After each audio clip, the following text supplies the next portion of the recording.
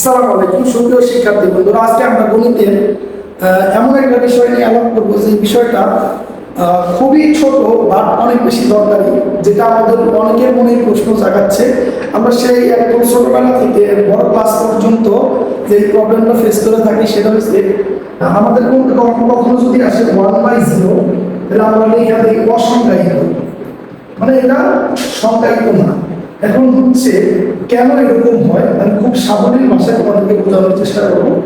এই 1/0 মানে 1 কে 0 দিয়ে ভাগ করা হয়েছে। আমরা এদিকে যদি একটু দেখি, আমরা যদি 1 কে 1 দিয়ে ভাগ করি তাহলে কত আসে 1। আমরা যদি 1 কে 0.1 দিয়ে ভাগ করি তাহলে আসে 10।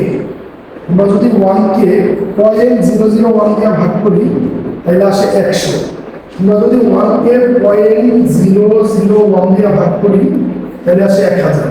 অর্থাৎ আমরা যখন কোনো একটা সংখ্যাকে যত ছোট সংখ্যা দিয়ে ভাগ করতেছি, যেদিকে লক্ষ্য করো, আমরা কোনো একটা সংখ্যাকে প্রথমে 1 দিয়ে ভাগ করেছিলাম, তো 1 এর পরে 0.1 দিয়ে ভাগ করেছি, এরপরে 0.001 দিয়ে ভাগ করেছি, 0.001 দিয়ে ভাগ করেছি। মানে আমরা যত ছোট সংখ্যা দিয়ে কোনো কিছুকে ভাগ করতেছি, 1 কে যত ছোট সংখ্যা দিয়ে ভাগ করতেছি, রেজাল্টটা তত বড় হচ্ছে, বড় হচ্ছে। এই জায়গায় আমাদের শূন্যটা কি? অতি ছোট সংখ্যা, ছোট সংখ্যা।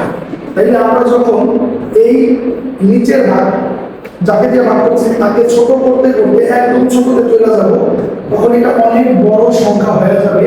এই জন্য 1/0 আমরা লিখি অসংখ্যায়িত, অর্থাৎ এই সংখ্যাটা এত বড় যে তখন আমরা এটাকে সংখ্যা দিয়ে প্রকাশ করতে পারবো না। তাহলে আমরা বুঝতে পারছি 1/0 মানে অসংখ্যায়িত। কেন?